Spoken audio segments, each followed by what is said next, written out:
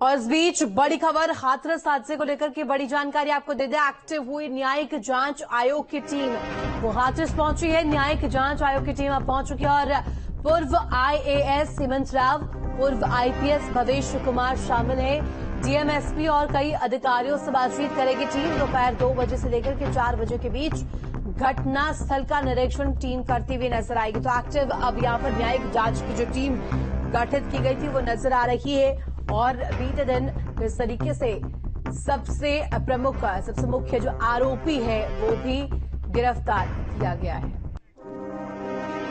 हाथरस से बड़ी खबर, सत्संग हादसे के मुख्य आरोपी मधुकर की कोर्ट में पेशी। पुलिस ने 1 लाख के इनाम की घोषणा की थी और दिल्ली में सड़क से की गई थी देव प्रकाश मधुकर की गिरफ्तारी। तो बड़ी खबर आपको बता रहे हैं। अब यहां पर देखिए, मुख्य आरोपी देव प्रकाश मधुकर जिसकी गिरफ्तारी हो चुकी है और अब कोर्ट में पेशी होगी।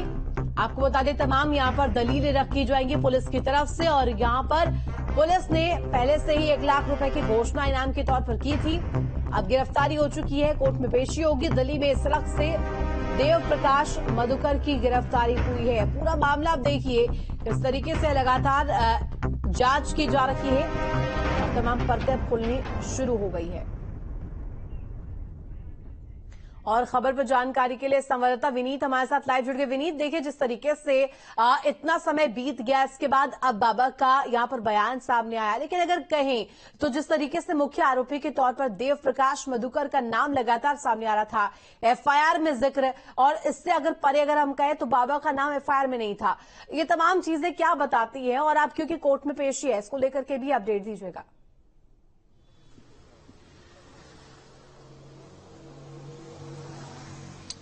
देखिए, अगर हम मधुकर की बात करें तो अभी जो एसपी हाथरस हैं निपुण अग्रवाल, उन्होंने स्पष्ट इस बात को किया है कि दिल्ली के नजफगढ़ से कल शाम 7 बजे उसको यहां से गिरफ्तार किया गया था और हाथरस पुलिस ने उसको गिरफ्तार किया था।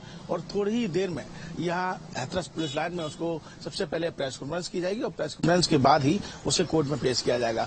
दूसरी बड़ी खबर मैं आपको हाथरस से दे देता हूं कि यहाँ पर जो न्यायिक जांच आयोग की जो टीम है वो यहाँ पर पहुंच चुकी है और सबसे पहले वो आज अधिकारियों से मुलाकात करेगी और मुलाकात के बाद यहाँ पर जो टीम है वो मौके पे जो घटना स्थल है सिकंदराबाद वहां पर भी पहुंचेगी और उसके बाद कल यहाँ पर दरबार लगाएगी और जो भी घटना स्थल से जुड़े हुए जो लोग हैं उनसे भी पूछताछ करेगी।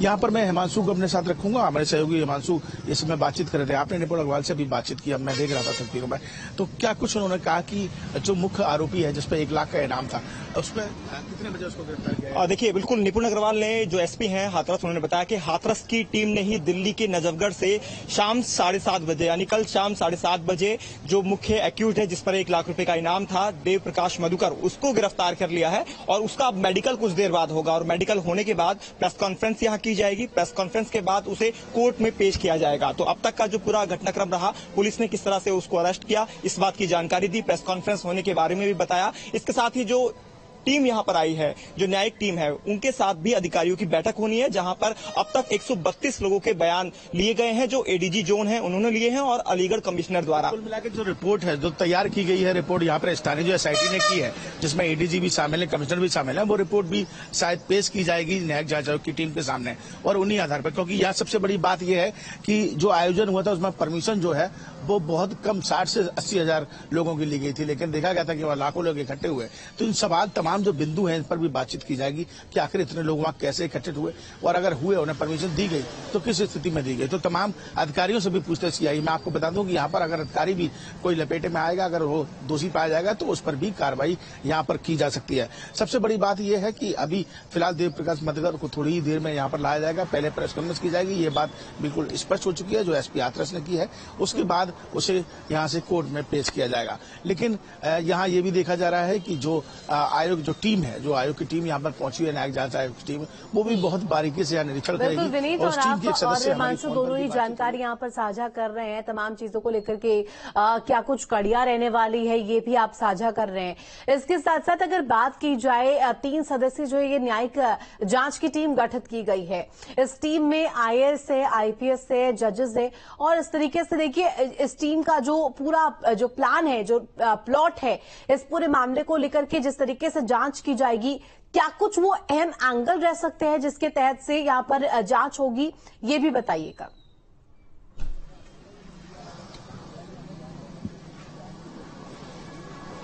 बिल्कुल, देखिए अगर जांच की बात की जाए तो हर बिंदु पर यहाँ पर जांच की जा रही है। हम शुरुआत से अगर बात करें 2 तारीख को जब ये घटना हुई थी, वहाँ पर भगदड़ क्यों हुई, कैसे भगदड़ हुई, किन चीजों को लेकर भगदड़ हुई, उसके अलावा वहाँ पर करीब जितने लोगों की करीब 100 से ज्यादा लोगों की मौत वहाँ पर सामने आई। तो उस दौरान कौन कौन जो मुख्य आयोजक थे उनमें से सबको आपको याद होगा कि 6 लोगों को पहले गिरफ्तार किया गया था, जिसमें मुख्य आरोपी अभी जो गिरफ्तारी हुई वो मुख्य आयोजक की गिरफ्तारी हुई, जो मुख्य आरोपी था 1 लाख रुपए। अभी तक बाबा सामने नहीं आए। पहले तो ये सुनने में आ रहा था लगातार जो बाबा के भक्त थे, ट्रॉमा सेंटर से तमाम भक्त जो यहाँ पर दूर दराज से पहुंचते थे, वो इस बात को कहते थे कि बाबा आएंगे और हमारी परेशानी को सुनेंगे, लेकिन बाबा यहाँ पर नहीं पहुंचे। और वहां पर बाबा का एक बयान एक कह सकते हैं कि सिर्फ एक सबूत था, सामने उनका बयान सामने आता है और उसके बाद तीसरी कर ली जाती है। तो कहीं ना कहीं नाराजगी है और उन सभी बिंदुओं पर लगातार जांच भी की जा रही है। अब देख लें, हालांकि ये बाबा के बारे में बताया जा रहा है कि बाबा मैनपुरी आश्रम में शायद इस समय हो सकता है आशंका, क्योंकि वहां पर भी लगातार विनीत, इसके अलावा अगर बात करें तो देखिए पहले लगातार तलाश की जा रही थी कथित बाबा जो कि गायब बताए जा रहे थे। हादसे के बाद से ही उनकी तलाश भी हुई, इसके बाद अब बयान सामने आया। अब ये भी सवाल है कि एपी सिंह के आने के बाद अब पहली बार मीडिया से मुखातिब हुए, तमाम चीजों को लेकर के कहा है असामाजिक तत्व जिनकी साजिश बताया। देखना होगा कि आखिर आगे क्या कुछ रुख रहता है। बहुत शुक्रिया आपका तमाम जानकारी के लिए विनीत। हाथरस हादसे के आरोपी देवप्रकाश मधुकर को पुलिस ने दिल्ली से गिरफ्तार कर लिया है। हाथरस पुलिस आज पहले प्रेस कॉन्फ्रेंस करेगी और उसके बाद देवप्रकाश मधुकर को कोर्ट में पेश करेगी। हाथरस के सिकंदराव में सत्संग हादसे में भगदड़ के दौरान सैकड़ों लोगों की मौत हो गई थी और इस पूरे मामले में जब एफआईआर दर्ज की गई थी तो एक आरोपी नेम था जिसका नाम था देवप्रकाश मधुकर। इसके खिलाफ पुलिस ने 1 लाख के इनाम की घोषणा की थी, जिसको पुलिस ने देर रात दिल्ली से सड़क से गिरफ्तार किया है, ऐसा बताया गया है। और आज प्रेस कॉन्फ्रेंस की जाएगी हाथरस पुलिस लाइन में।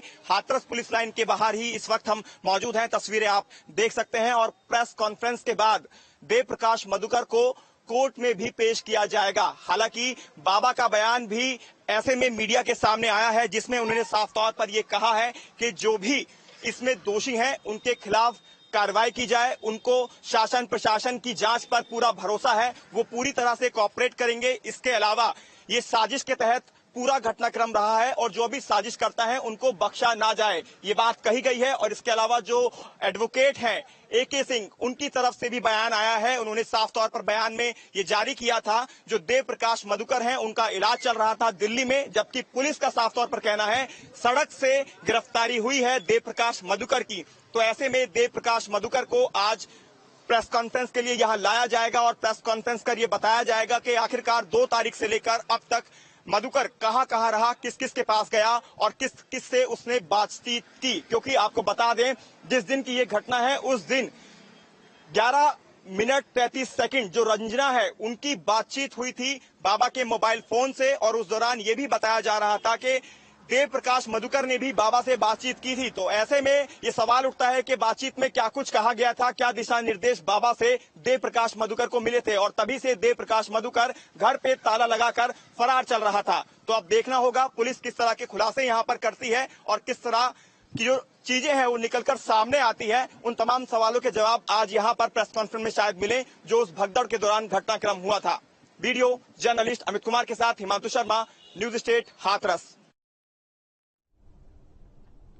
मैनपुरी में सत्संग के बाद भगदड़ को अब असामाजिक तत्वों की साजिश बताने की तैयारी चल रही है। नारायण साकार हरि महाराज और उनकी टीम की तरफ से लगातार इस बात को दोहराया जा रहा है कि कुछ लोगों ने वहां पर माहौल खराब किया, जिसके बाद ये भगदड़ हुई। सुनिए क्या कुछ कहा है बाबा ने। हाथरस हादसे के बाद बाबा नारायण साकार हरि लगातार लापता हैं। वो कहाँ हैं किसी को नहीं पता। कहा जा रहा है कि मैनपुरी स्थित आश्रम में ही वो मौजूद हैं, क्योंकि इस आश्रम में वो दाखिल तो हुए थे, उनको बाहर जाते हुए किसी ने नहीं देखा।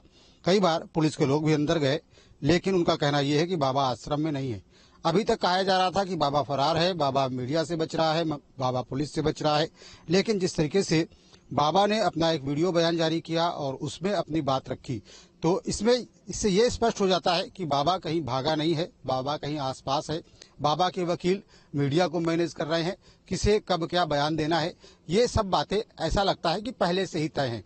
क्योंकि जैसे ही वकील एपी सिंह ने इस पूरे मामले में जो असामाजिक तत्व है उसका एंगल घुसेड़ा, उसके बाद लगातार तमाम भक्त और श्रद्धालु बाबा के वो भी यही कहते नजर आए कि वहां पर कुछ असामाजिक तत्व थे जिन्होंने माहौल को बिगाड़ा और उसके बाद ये भगदड़ हुई।